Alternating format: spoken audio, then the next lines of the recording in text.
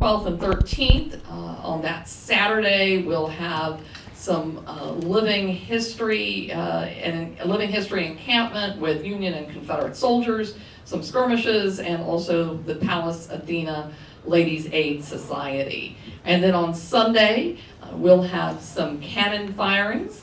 We also have a USCT chaplain who will be doing living history on what it was like to be a United States Colored Troop soldier during the war, and in particular a chaplain.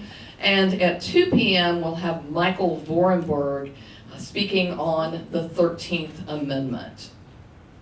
So mark your calendars for those. And I'll mention that our next spring lecture here at Tredegar will be at the end of May, and we will have William C. Davis talking about Jefferson Davis and Robert E. Lee, a partnership that worked.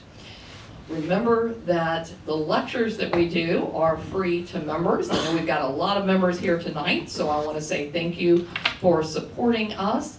If you're not a member, it's a great time to think about being one, because you will get that free pass to our lectures and also significant discounts on major events like our annual symposium. As a member, you help us to fulfill our mission to explore, inspire, and promote the public's understanding of the Civil War, its causes, course, and consequences. One last announcement, we do have a virtual book talk taking place this Thursday evening at 6 p.m. Or 6:30 rather, and this will feature Derek Lindau, We Shall Conquer or Die, Partisan Warfare in 1862 Western Kentucky. And now for tonight's speaker. Pleased to introduce to you Dr. Catherine K.T. Shively, an associate professor of Civil War history and Reconstruction at Virginia Commonwealth University, and the author of Nature's Civil War, which won the 2014 Wiley Silver Prize for Best Book on the Civil War. Currently, the Mark and Ann Person Visiting Scholar at the Penn State Richards Civil War Era Center, Dr. Shively is working on a second monograph, History Wars, Jubal A. Early and the Confederate Origins of Modern American History.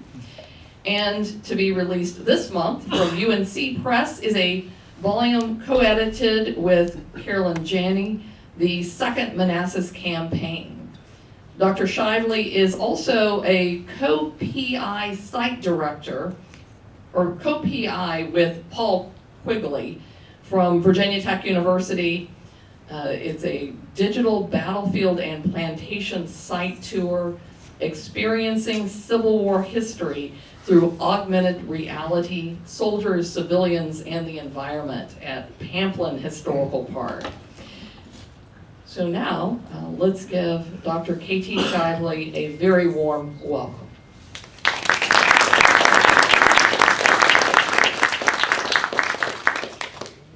Thank you so much for that kind introduction. My understanding is that I'm using a lapel mic, so I don't know, should I? I'm sorry, yes. If you don't mind just hitting the little button on it. Okay. Totally forgot. All right, can you all hear me? Yes. Wonderful. Well, thank you so much to Kelly and Rob for the invitation this evening. And thank you to all of you for being here on a Monday evening when it was kind of a gloomy day. I'm glad to be with you.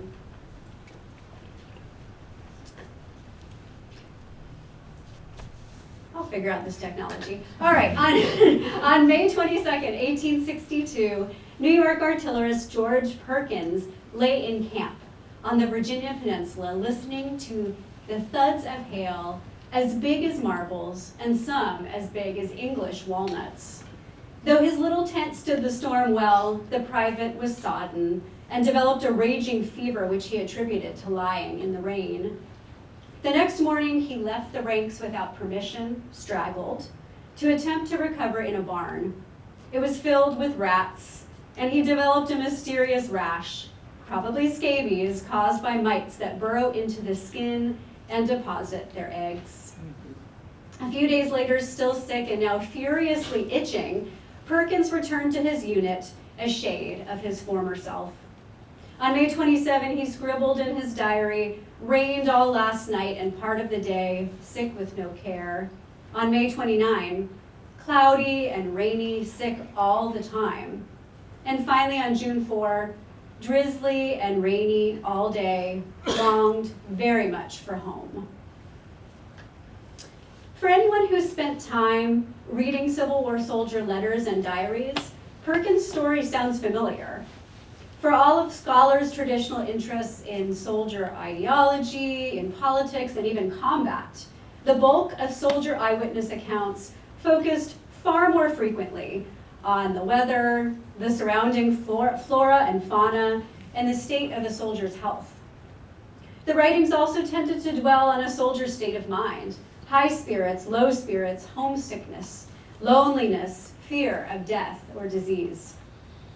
Within the framework of the Army, and when weighed against a soldier's ability to do his job, we might term his state of mind morale.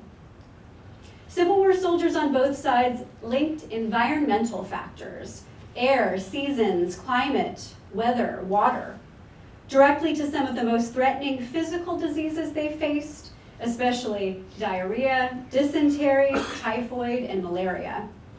Not only that, but they linked these same environmental factors to morale. These are important connections for us to consider. 2/3 of soldier mortalities at war's end would be from disease rather than from combat. Moreover, morale affected performance. Low morale could contribute to disobedience, straggling, desertion, alcoholism, and could even be a factor in soldiers' deaths. So this evening, we will explore why soldiers believed nature shaped their mental and physical health, ideas deeply rooted in pre-war culture, and how soldiers attempted to combat nature's threats by adopting a range of practices I term self-care. To give a few preliminary examples of what I mean, soldiers eradicated insects, they altered their camp terrain, they located clean water for drinking and bathing, and they attended to sanitation and dress. These techniques were often a group effort. Soldiers taught and helped each other. They relied on newspapers and correspondence with family to glean and transmit advice. And when illness or melancholy did strike, they nursed each other and they turned to civilians nearby or at home for comfort and care. What resulted was an unofficial network of healthcare outside of the Army medical departments. This soldier network resembled the individualized and familiar healthcare of antebellum civilian life. Though germ theory and vector-borne illness had yet to be discovered, they would be so in the 1870s and 80s respectively, many soldier self-care techniques actually helped to prevent disease, alleviate distress, and foster recovery. Soldiers expressed a preference to die on the battlefield rather than succumb to a less glorious death from disease. As Lieutenant Charles B. Hayden of the 2nd Michigan put it, "No one need shun death on the battlefield when such as he, so young and full of strength and hope, fall by disease." So this is our roadmap for this conversation, and if folks want to come in and sit down, I won't be bothered. Make yourself comfortable. Come on in. I'm going to begin by describing mid-19th century health, how Americans understood mental and physical health. And then second, I'm going to talk about what it was like for soldiers to experience the environment of war and why the circumstances of war made environment more threatening to mental and physical health. And I'll also give you a little bit of information about how I designed my case study. Third, I'm going to describe the official healthcare structures within the armies for Civil War soldiers and why soldiers were so resistant to being treated by surgeons and at hospitals. Fourth, I'll explain how soldiers took their health into their own hands by practicing self-care and how they fostered these individualized informal networks of care in contrast to the official systems that they found so dissatisfying. And then finally, very briefly, I'll explain how soldier self-care tested the limits of Army discipline, forcing a confrontation with Army command. So let's get started with antebellum health. American healthcare in the period before the Civil War was characterized by a profusion of confusing theories on disease causation, popular involvement in healing, and a retreat from professional medicine. In the early 19th century, doctors possessed widely varied education. Many trained in rural apprenticeships, few attended one of the limited medical schools in the nation, where admittance required money, not merit. Physicians weren't particularly adept at rescuing Americans from the clutches of death in this period. By mid-century, the average lifespan in cities had declined to one's mid-40s as epidemics were growing. Traditional doctors still favored the humoral theory of medicine, believing the body was composed of 4 major fluids in need of balancing: blood, yellow bile, black bile, and phlegm. And here in this image, you can see that these substances were sometimes linked to temperaments: sanguine, choleric, melancholic, and phlegmatic. I think some of you already know how doctors balance the humors in this period by expulsion. I hope you all have not had dinner recently, inciting diarrhea, vomiting, extracting pus, or using bloodletting, although I will say that bloodletting was falling out of favor by this point in mid-century. Physicians also tended to treat disease with high doses of potentially dangerous medicines: mercury, opioids, alcohol, to name a few. Further, hospitals were not what we consider them today. They were rarely used by the populace in the early 19th century, being more akin to urban almshouses for the poor, unloved, or itinerant. When it came to mental health, theories were even more diffuse. Some doctors believed that positive thinking and morality contributed to mental wellness. Some believed in hereditarianism, which posited that you inherited mental and physical susceptibilities from your parents, particularly women, particularly mothers. A common mental diagnosis of the era, leading up to and including the Civil War, was nostalgia. Doctors believed if a person was dislocated from their home and loved ones, he could become ill with a host of mental and physical symptoms: lethargy, melancholia, stomach ache, headache, and even death.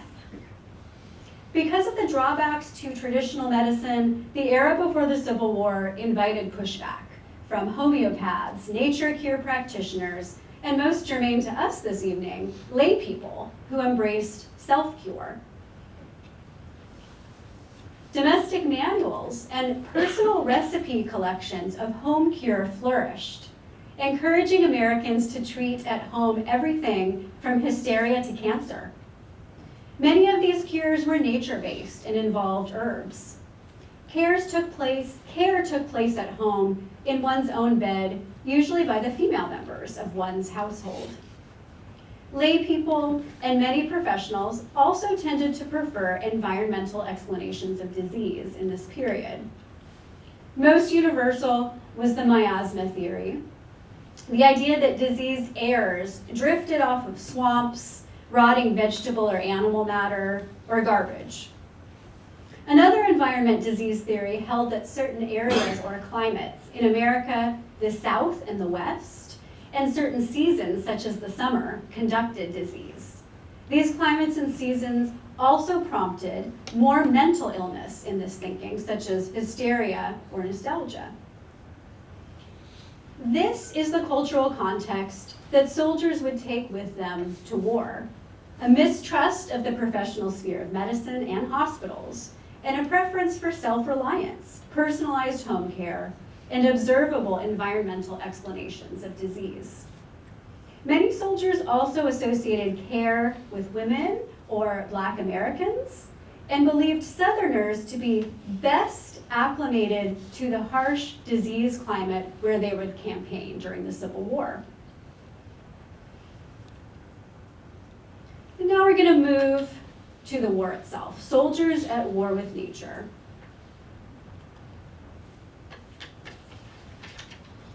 In the first year of the Civil War, 50% of recruits succumbed to contagious diseases, such as diphtheria, smallpox, or scarlet fever, as soon as they gathered in camp. These were contemporarily identified as crowd diseases. For my work, I wanted to focus on the period after that initial onslaught so that I could understand the connections soldiers drew between health and environment. I picked the Virginia, Shenandoah Valley, and Peninsula campaigns as my case studies because they overlapped in time and they featured two different environments. Participants considered the Shenandoah a health Eden and the swampy peninsula virulent.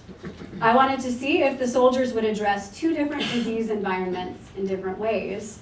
And here, you can see some contemporary images of how the peninsula was viewed versus the Shenandoah. Here you see this kind of foreboding swamp versus this magical, happy Eden. I also wanted to get winter camp in my study for seasonal variety.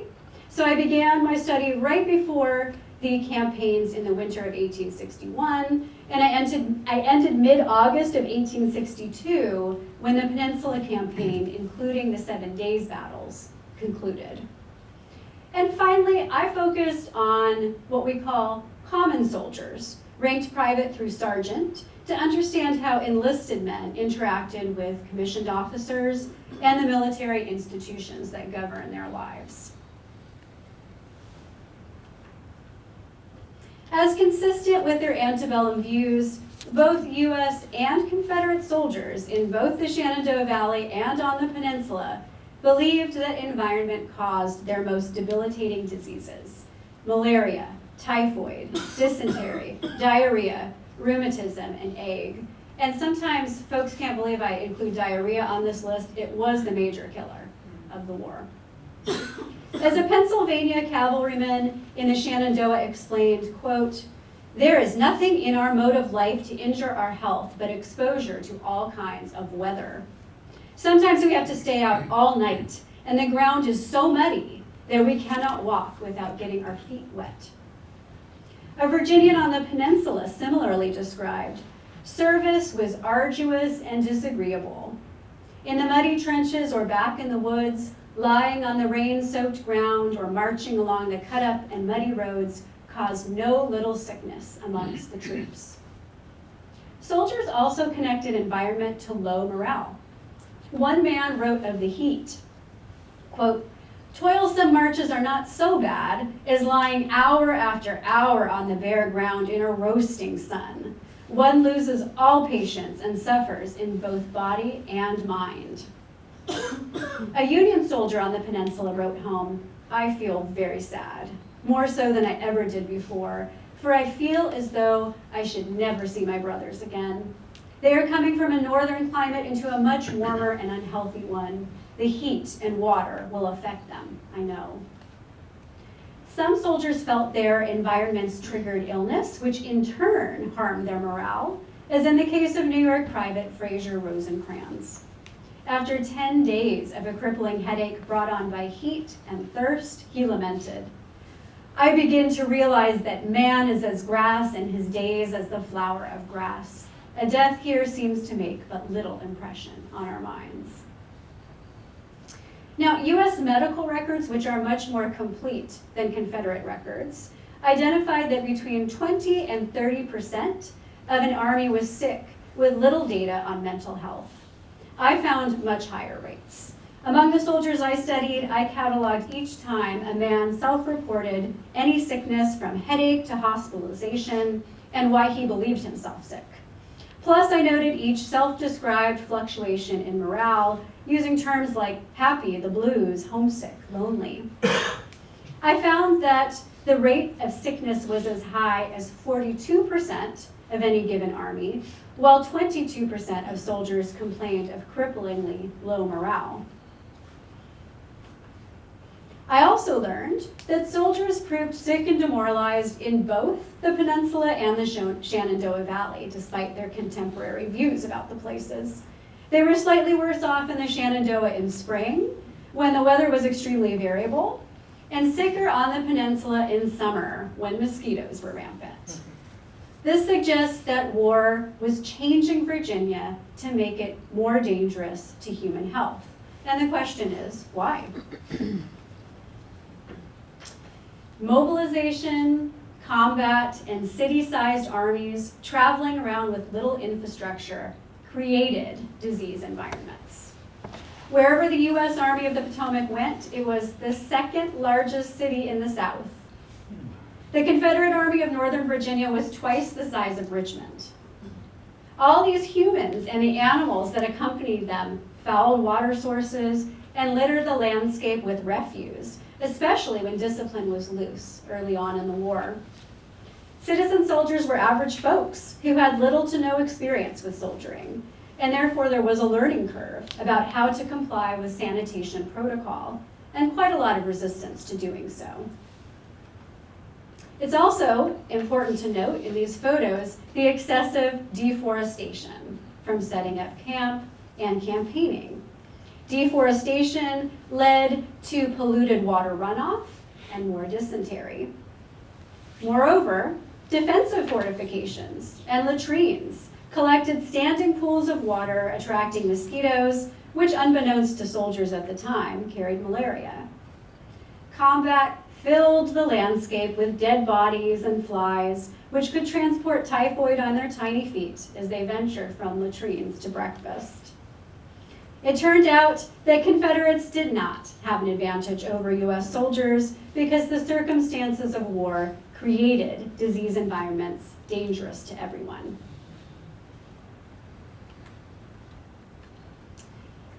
And now we're going to move to a look at some of the official structures available to soldiers. Soldier health was supposed to be supported by a sprawling military medical system, but soldiers viewed military medicine as deficient and even frightening. They weren't used to doctors, often strangers, though some knew their regimental surgeons from home, and most soldiers had never been to a hospital before.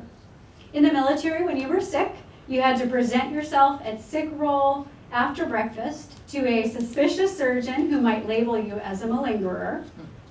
If you were lucky enough to be taken seriously, you might receive medicine that made you feel worse. As Private Aaron Bachman of the 1st Pennsylvania Infantry wrote, "The intense heat, the fever, and the doctor's dope fixed me completely, so I was taken to the hospital. I was almost dead when I reached there."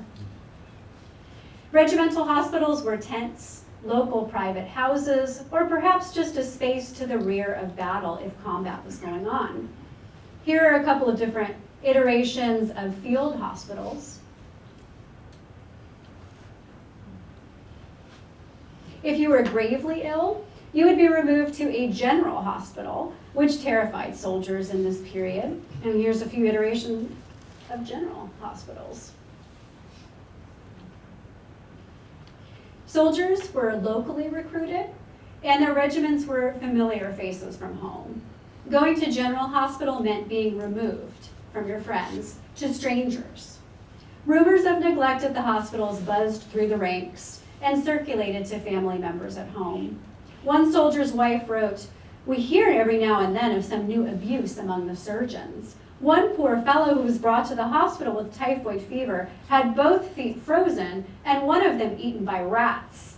It's too horrible to think of." Moreover, hospital workers were nowhere near as sympathetic as family members. Nurses encouraged soldiers to laugh, smile, and stay positive in order to invite recovery, regardless of the hardships they endured. Catherine Wormley, for instance, encouraged a fever-riddled Pennsylvanian, "What a terribly long face. You will never get well till you learn to laugh." In addition to the medical departments being rather frightening and ineffective from the soldier point of view, military medicine was a vaster and more fragmented network of bureaucracy than one simple department, and the various wings did not effectively work together. Sanitation, for instance, was reliant on officers properly implementing Army regulations. This is a leaf from the official U.S. Army regulations showing how camps were to be laid out. Sinks there are latrines, and you can see they are not so very far from the tents. Nor were regulations entirely specific on hygiene. Generals were responsible for decisions about where to place soldier camps in consultation with surgeons, but their decisions were subservient to military imperatives rather than health concerns. Supplies and food, which vastly impacted soldier health, were left to the quartermasters and commissary departments. A lack of shoes, for instance, could make one vulnerable to hookworm, which enters through the feet and causes diarrhea, or a lack of fruits and vegetables could make one susceptible to scurvy. And in this year, the summer of '62, there was a massive scurvy outbreak on both sides. So in short, soldiers mistrusted the medical departments, and there was a group failure at keeping soldiers healthy.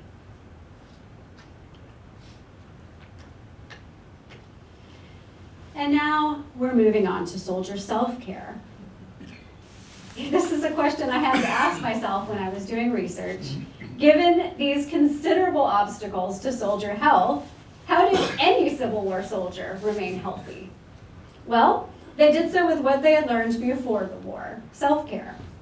They assessed what they perceived as environmental problems and found ways to mitigate them. Self-care techniques varied according to individual taste, but they did follow distinctive patterns. The first was maintaining personal hygiene. Even though men sometimes only received orders to bathe every few days or every week or even less frequently, a common practice was to find a way to wash your clothes and bathe, even if it meant straggling or slipping away from the ranks to do so. Now, this is my favorite photograph from the Civil War. Private William Stillwell, a Georgian, wrote his wife Molly, "You would have been surprised to see me and Bob McDonald washing out our shorts and drawers the other day. We had no chance to bathe for 8 or 10 days.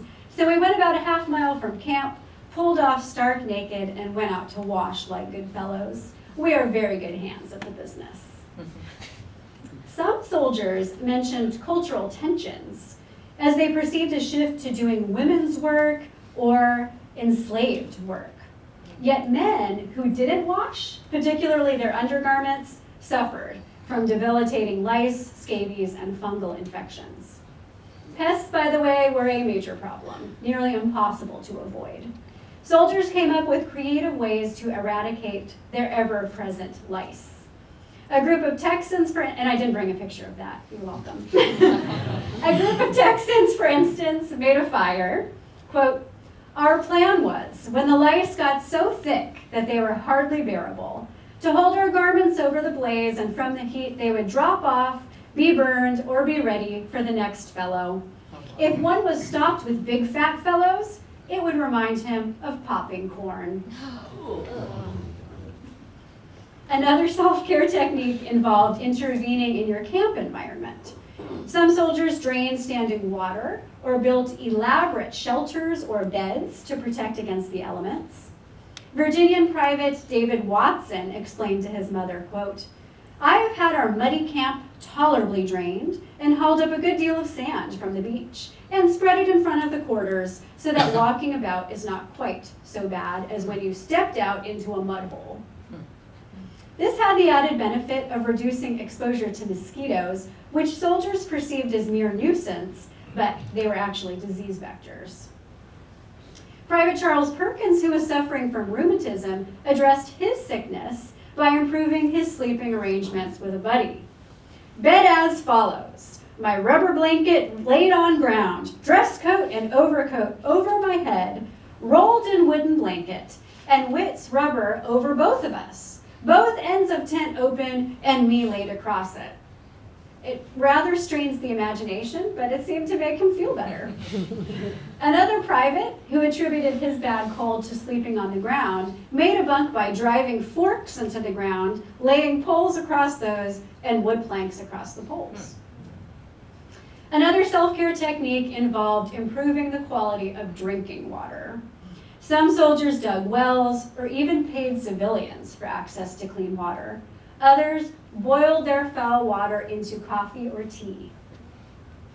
When soldiers' food rations were unhealthy and lacking in fruits and vegetables, they became experts at locating local offerings, seeking wild fruit and vegetables or even medicinal herbs, and sometimes they stole from nearby farms, or they requested boxes of food from home.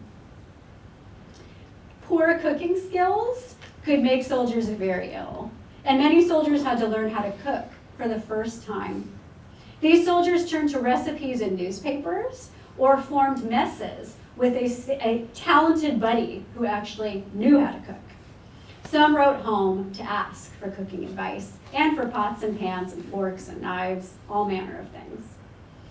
All these techniques mentioned also improved soldier morale.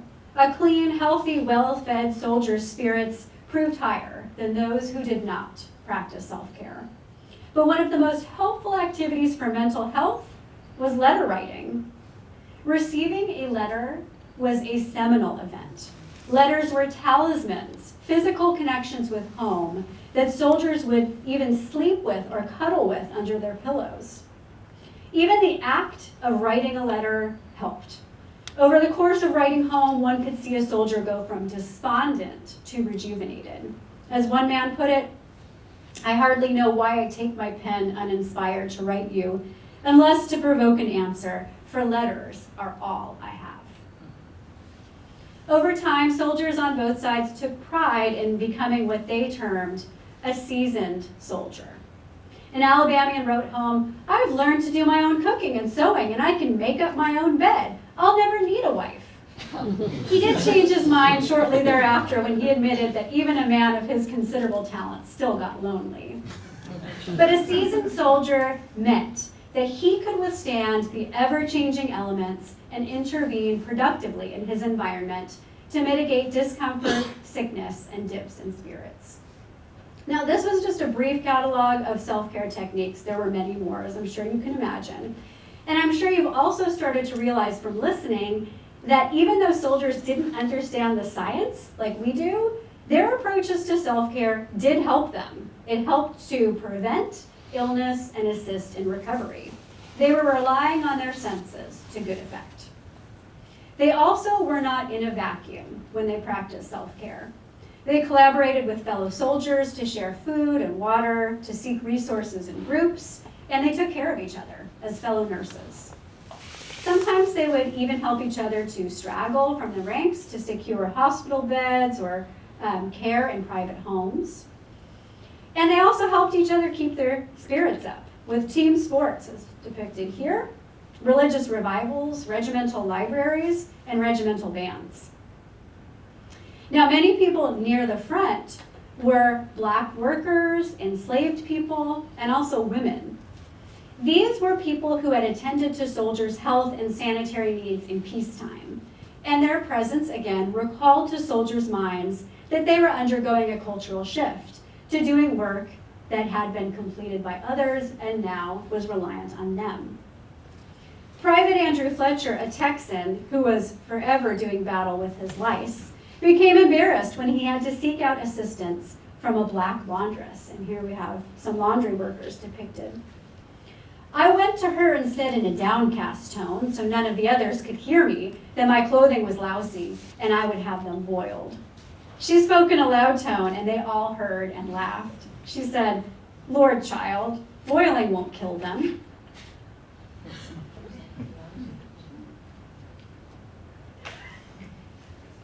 And to end this evening, before we go into our Q&A session, and I'm looking forward to answering whatever things have come to your mind, we're going to look briefly here at the limits of self-care. We need to understand how soldiers achieved self-care and how this was viewed by command. From the command perspective, the unfortunate truth of self-care was that it often required straggling, individualism, and lack of discipline. At the beginning of the war, straggling wasn't considered too serious an offense. As with all the volunteers, discipline was relatively loose. Many junior officers were also volunteers themselves, still learning regulations, and they did little to discourage straggling. They took pity on the rank and file, and they often looked the other way when soldiers were absent. The punishments were fairly minor and more embarrassing, like being forced to wear a barrel shirt, sometimes stacked with feces if you didn't use the latrine. That's pretty gross. Maybe that's not minor. Or they would be forced to go on extra picket duty. But as 1862 wore on, commanders believed themselves critically deprived of soldiers in the ranks. And this was true. Sometimes 20% at a time of their army would be straggling. So they cracked down on it. New punishments were mandated from the war departments. Most common and effective was simply to deprive soldiers of their pay, but some officers practiced very severe punishments like bucking and gagging, as depicted there at the top. That's a bayonet in the mouth. Or being forced to be on a wheel. In a handful of very unlucky cases in 1862, some men were executed as deserters. 4 in Stonewall Jackson's ranks insisted they had merely been straggling to try to find shoes. Robert E. Lee, who became enraged by straggling in late summer of 1862, required his officers to ride in the rear and force stragglers back into the ranks. Now, commanders did not consider that straggling was helping to improve the health of armies. They believed it showed lack of dedication to cause and cowardice. Soldiers, however, argued they didn't lack dedication to cause. They returned to the ranks healthier and with higher morale than when they had left. Commanders, though, centered their attention on the problem of poor discipline instead of the root problem of health and environment that was driving men from the ranks. And yet, the command position was sensible too. Being deprived of manpower was a very real problem for armies, and the point of army discipline was to provide cohesion and to safeguard health and morale in a more systematic way. By the end of 1862, commanders had curbed some of the straggling that enabled extensive self-care, yet the official medical structures were improving as well. While soldiers became more used to professional and hospital care as the war continued, they still preferred treatment from comrades within their regiments. Self-care persisted into the latter years of the war. So to conclude, surviving the environment of war was a matter of life and death that consumed the majority of soldier attention. Soldiers responded by devising self-care techniques rooted in their antebellum experiences, giving themselves a better chance of survival. Despite grave challenges to their mental and physical health, Civil War soldiers proved themselves remarkably resilient. Thank you.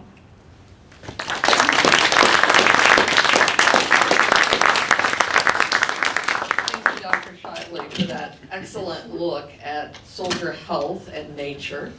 And now we'll move to the second part of our program. Our president and CEO, Dr. Rob Havers, will join Dr. Shively on the stage. They'll have a little bit of conversation, and then we will open it up to those of you out in the audience. Kelly, thank you very much. Katie Shively, thank you. That was a fascinating exposition and a great crowd this evening. Thank you all for coming. I'm going to start off with a few gentle questions, and then we'll open it up and see what you all have. You discussed a little bit ideas of disparate approaches through race and gender. What about class and socioeconomic status? Does that have an impact on how soldiers in the field dealt with these issues? Yeah, I mean, it's a great question. I think race, gender, and class, the trifecta of social history, absolutely had an impact on pre-war views, and then how health and responses to health played out during the war. I didn't have as much of an opportunity in this shorter format to discuss how impactful race was, actually, so I wanted to start there. Sure. And then I'll answer your question about class as well. But there were extremely racialized views of health in this period of the early to mid 19th century. And it continued, actually the Civil War really reinforced some of these ideas as you move into scientific racism in the late 19th century. So for instance, there was this concept that Black Americans felt less pain. And so they would be more suited to dealing with some of these harsh environments, like on the seacoast in the South. And this was one of the reasons that plantation owners and enslavers would actually evacuate from the seacoast in the summer when they felt the most threatened by potential diseases. And Blacks and enslaved people would be left there to kind of fend with this environment. Those kinds of, I mean, you can see how destructive and dangerous those ideas would be. And you would think that Americans would have learned that that's not the case as they sort of played out in this scenario, but sadly some of those views were doubled down on. And I also was able to briefly mention gender, but some of these mental health issues were attributed to mothers or women, right? The idea that at sensitive moments like childbirth or breastfeeding is when someone would be transmitted mental health issues. So those are just some of those ideas. Class, I think, did matter too. I'd say not as much as in British armies.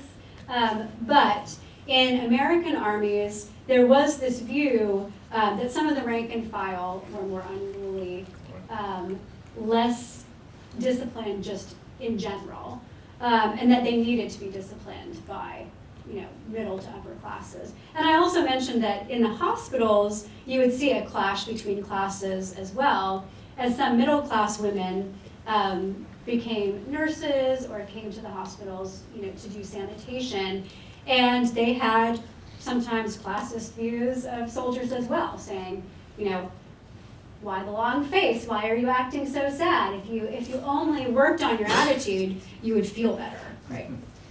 Very interesting, yes. So in 1862, any improvements to Army health infrastructure in that year or over the course of the war entirely? Yes, certainly. I mean, there were massive gains, I think, in medicine and science during the Civil War. So just to give a few examples from 1862, because that was my year of focus. Jonathan Letterman was the medical director for the Army of the Potomac, the U.S. Army, that I looked at.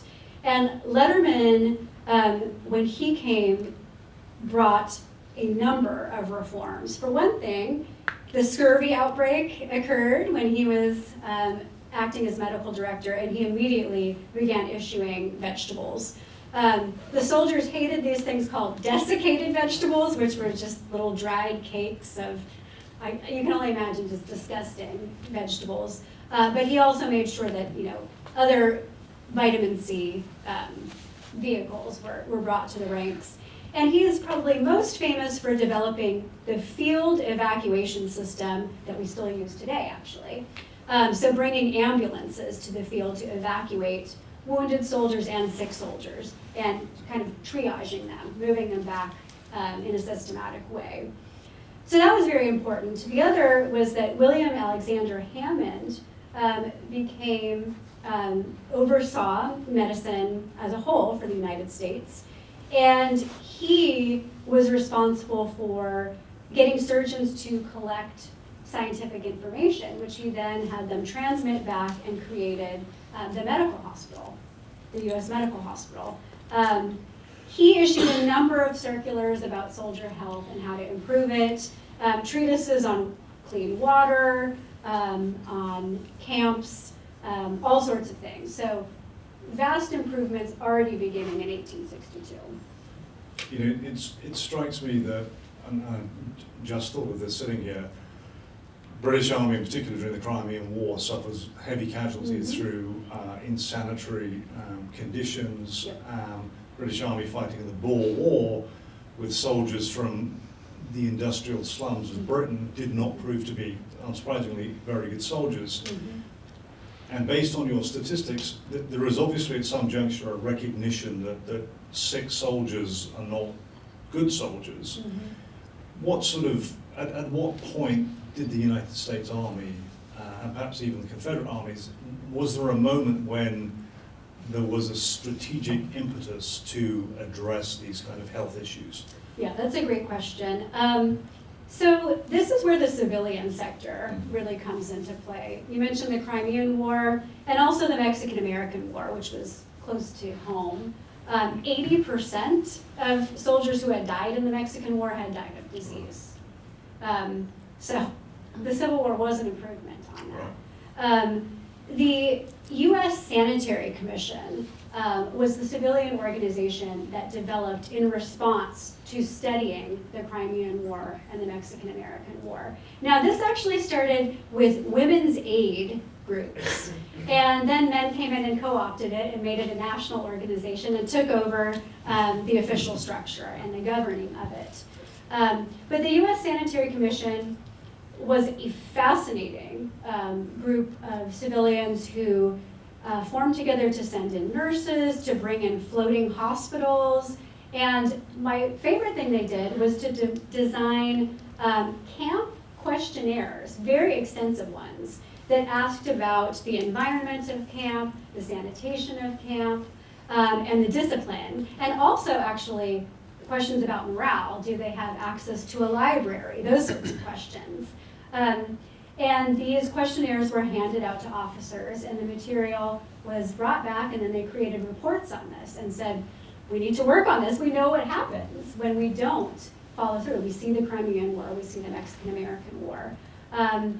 So that's just a few examples of what they did. But as you can imagine, the military is not very happy when civilian organizations get involved in the way they're doing their business. So there was quite a bit of tension. Lincoln called the Sanitary Commission the fifth wheel. Interesting. And is there, obviously resources are considerably less, scale is important, but in the Confederate States military, are there parallel realizations? In the Confederacy, I would say that it's much more fragmented. So first of all, there are many achievements, and much progress was made. A medical and surgical journal was begun. Many of the surgeons wrote treatises to try to improve health. There was quite a bit of veterinary achievements going on through vaccinating horses and this sort of thing. However, remember the Confederacy is really developing itself from scratch, from nothing. It's much more difficult to develop infrastructure in that amount of time. The US had this long legacy to capitalize on. So you don't often see the same amount of infrastructure and structure surrounding these. For instance, ladies' aid societies mobilized and supported soldier health in all sorts of ways, but they never got a national US Sanitary Commission. Do we have any questions from the audience? Yes, sir. Very quick. I hate to bring up McClellan, but how much of this, McClellan's the guy who brought Letterman to position. You talk about Crimea. McClellan did the European tour before the Civil War. How much of this advancement in terms of the Union medical care was from a younger general who had seen the world versus an older guy like a Scott or something like that? Did you see any of that evidence in the research?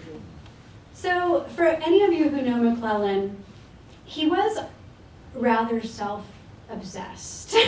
So McClellan did certainly care about the health of his soldiers. And in fact, one of the reasons he was, so opposed to kind of casting his soldiers into combat when he was concerned about the matchup was because he didn't want to needlessly see his soldiers suffer and die. So he certainly was concerned with them in that way. He brought Letterman on, and he allowed Letterman to do all of these, various improvements that he did. So I think we need to give McClellan credit for that. Now, did McClellan sort of wring his hands and overly concern himself with sanitation in camps and those sorts of things? There's not a lot of evidence for that. He did leave it to Letterman. But I think we need to give some credit to McClellan's complaints that he didn't have enough active soldiers to campaign, right? He was constantly saying to Lincoln, I don't have enough soldiers, we're outnumbered. And we know about these kind of gross overestimates of the enemy numbers, but the truth was, as I mentioned during my talk, over 40% of his army was sick, perhaps 20% of his army was straggling. So the amount of soldiers there appeared to be on paper was also not the case in reality. Yes, sir. I was curious, you said part of their self-care, they would play games. Mhm. What type of games did they play then? Because the modern games now I don't think existed. Yeah. So in one of my slides, I showed, sporting games.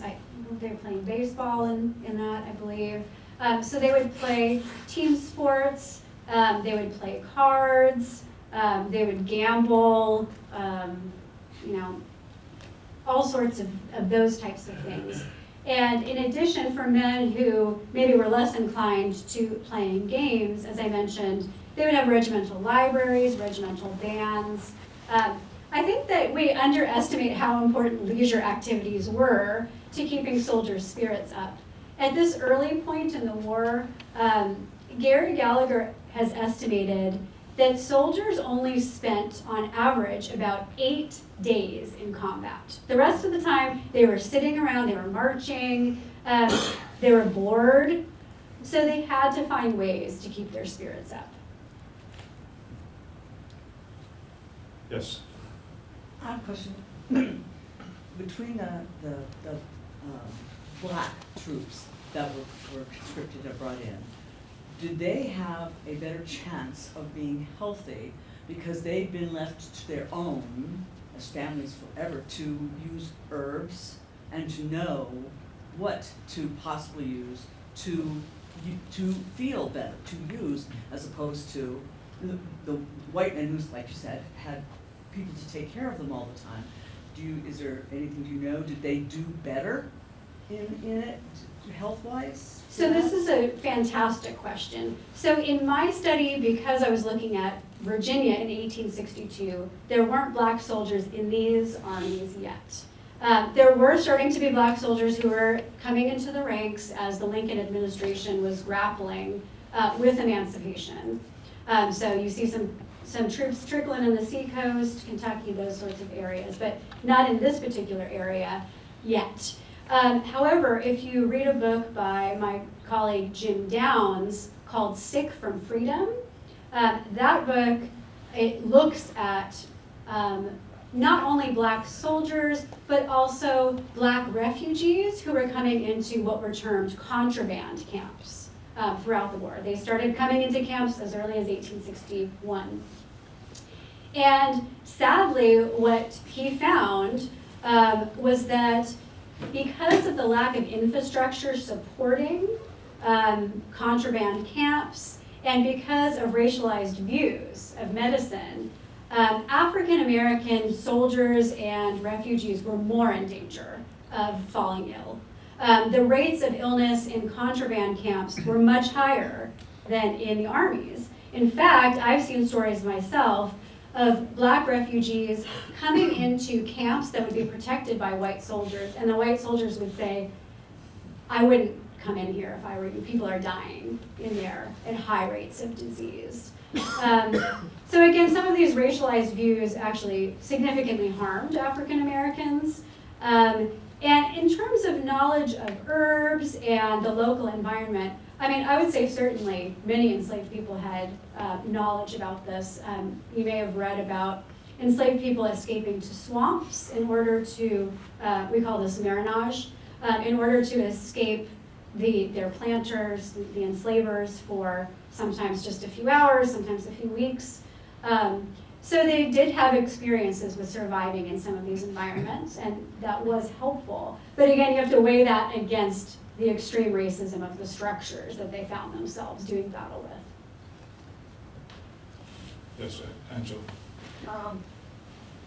So with kind of this being a learning ground of what to do to try and prevent disease, do you know if that kind of carries over into future wars and if that actually helps prevent it, or is it just you can only try to mitigate risk and can't erase it because you're moving cities of people where there aren't cities? That's a great question. So, I mean, my answer is sort of yes and no. Yes, of course they learned certain things.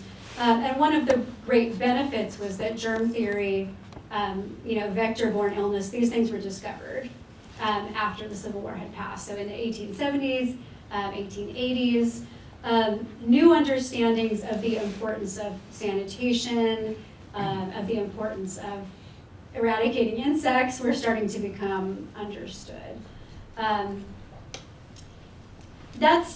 I don't want to give the impression that it wasn't understood that sanitation was important in the Civil War. Sometimes folks think that, there was no anesthetic, there were no soaps, and that's not true. There were those things. But certainly, when you move into the later 19th century, there's more scientific expertise developing around these. So that does become a part of the infrastructure.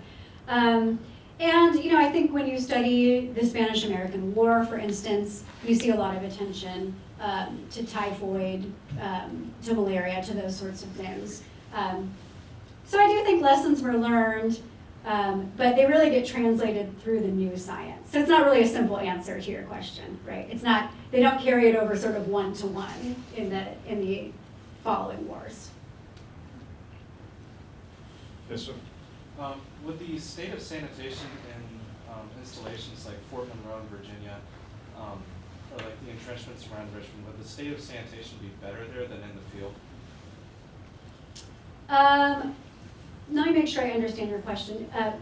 Are you kind of imagining that comparison because of more stability in those installations, right? They're occupied longer. Mm-hmm. I mean, it's a good question. I would say, I never really thought about that before. I would say that access to supplies would certainly have been improved in those areas. And that means perhaps better access to food, it means better access to medical supplies, versus, I think one of the most critically deprived of supplies armies I looked at were actually Fremont's troops in the Shenandoah Valley. They were extremely bedraggled. We often think about Confederates not having shoes. Fremont's troops were critically deprived of shoes. When you look at renderings of them, I mean, their clothes are sort of dematerializing. So I would say in answer to that, anywhere that you have a good logistical flow of supply, whether it's at a place like Fort Monroe or somewhere like Alexandria, right? It doesn't necessarily need to be, a coastal installation. But as long as you have a good supply chain through the railroads, through your wagon train, then that would provide relief. It's a great question. Logistics definitely matters. So I'm curious, I know the focus of your work was Virginia, but anecdotally, was there a difference between battles and troops environment in the North versus the South? So if you compare it to Gettysburg, for example. So you're thinking about the invasions into Maryland, Pennsylvania. Yeah. Do you think it was a one-to-one, or was there truly a benefit from being in the North? When I think about, for instance, the 1863 Gettysburg campaign, soldiers were hungry, they were eating green corn. So I don't really think being in the North made much of a difference. It really depended on what supplies were you accessing. Again, how much access do you have to straggling without punishment? One of Lee's objectives in invading the North in 1862 and in 1863 was to give Virginia farmers and agriculture and infrastructure a break from having had so much of strain from the war. So in that case, being able to extract water and supplies from the locals on Northern territory was considered a benefit to Confederate armies. But I wouldn't say that there was a kind of overall advantage to being on Northern soil, but it's a good question. And certainly I would say there have been some studies of the Deep South showing that some of those deep southern environments were really rotten to be stationed in. I mean, talk about yellow fever, malaria, etc. It could really be a bad lot. Yes. I had a question about the impact these roving cities of men had on the civilians when they would come through in the rotting bodies in the fields, the effect of all these open latrines and ditches, and how long did that last? How bad was that? Yeah, I mean, these are all great questions. These armies had major impacts on civilians' lives for months and sometimes years. I'm thinking about in Spotsylvania, for those of you who are familiar with the Fredericksburg area, I had a student who did some studies under me who found out that it took years for civilians to cope with the deforestation in the Spotsylvania forest. They had to walk miles to collect firewood to be able to just carry on with their economy, not to mention their daily lives and their health. If you look at a situation like, the Battle of Gettysburg, the largest battle of the war, the flies descended on Gettysburg and they didn't leave until, the battle was in July, they didn't leave until November or so, right, when finally bodies were being buried. This is a great question. No one has really done a study to say, how sick did the civilians get from all of those flies? But it must have caused an uptick in their poor health as well. Yes, sir. One question, you mentioned 1862. Can we assume that from that period on to the end of the war, that those conditions continued at the same level, or were the Confederates so deprived to begin with? Were those numbers increased in any of these things you've studied? Another great question. There's never really a simple linear answer to this kind of question. It really matters what campaign we're looking at, what the specific conditions were, again, of the logistical supply chains. I'd say in general, there is an erosion of Confederate supply, right? I think we all know that to be true. And that did have a negative impact on Confederate health. One thing I didn't mention in my talk, but I do mention in my book, is that any soldier who was on horseback, cavalrymen, officers on both sides, had a health advantage. They could more easily extract resources, they could rest more easily, and many of them also practiced what we call the French furlough, meaning they would quit the ranks for a considerable amount of time. This is why cavalrymen often got a bad reputation for not being as disciplined. Especially Confederate cavalrymen in the Shenandoah Valley would sometimes leave the ranks for 3 to 4 weeks to go home, fatten up, get taken care of by your family members, recover supplies, feed your horse. Horses were critically deprived of forage as well. So there are many, many factors, not just sort of the erosion of Confederate supply over time. And I mentioned, U.S. General Fremont's, his corps was impacted particularly badly during the Shenandoah Valley campaign. So it's not always Confederates are worse off than U.S. soldiers. It depends, right? It really depends on a large number of factors, but it's a great question. Yes, sir, in the blue shirt, and then we'll come to the other gentleman next one. I know the Union had a bigger industry, so did their supply issue ever get better towards the end of the war? When you say their supply, do you mean the U.S. side or the Confederate side? The U.S. side, the Union. Yeah, so the U.S. side had a major advantage when it came to medicine production. Something like 98% of medicine and chemicals were manufactured in the United States. So for the Confederacy, one of the interesting nature-based stories of health on the Confederate side is that they often had to turn to herbs much more quickly than on the U.S. side. If they couldn't get quinine, and so they started to rely on dogwood bark, which, by the way, is not effective, right? Cinchona bark is, but not dogwood bark. But a lot of the Confederate treatises that you can see are about how to use local herbs to try to supplant some of the chemical medicines they couldn't get their hands on. Now, of course, they tried to import them from Europe, but as we know, the blockade was becoming more effective as the war went on. Not totally effective, but more effective.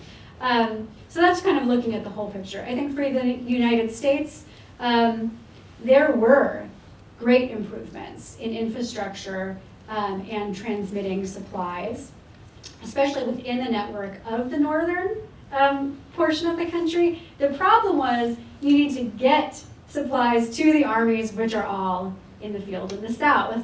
And as probably many of you know, southern railroads were not standardized.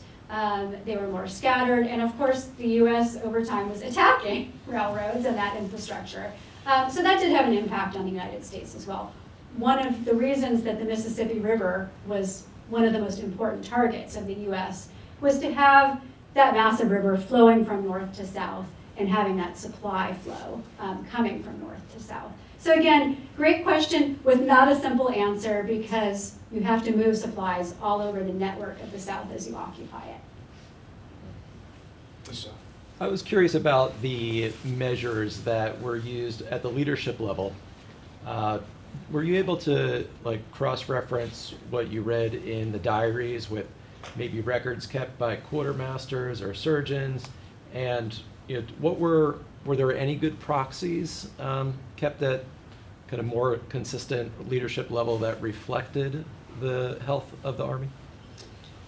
Again, a great question with not a simple answer. One book I direct you to would be Shauna Devine's Learning from the Wounded. And that is about the scientific advancements that William Alexander Hammond, the Surgeon General that I mentioned, and some of the other top-level surgeons, the scientific advancements that they were helping to see achieved through the Medical Museum and through the collection of information from surgeons in the field, and then the production of a medical literature. At the same time, I again want to stress that surgeons had vastly different training and vastly different skill levels in Civil War armies. So the kind of surgeons who were helpful to Hammond and others were often surgeons who had been educated abroad before the Civil War in France, who came back and had more sophisticated ideas of how to incorporate science into medicine. Many of the rural apprenticed surgeons were not so cooperative and did not have sophisticated ideas of health. Others had no surgical background whatsoever, and they were merely appointed as surgeons because they were someone's friend.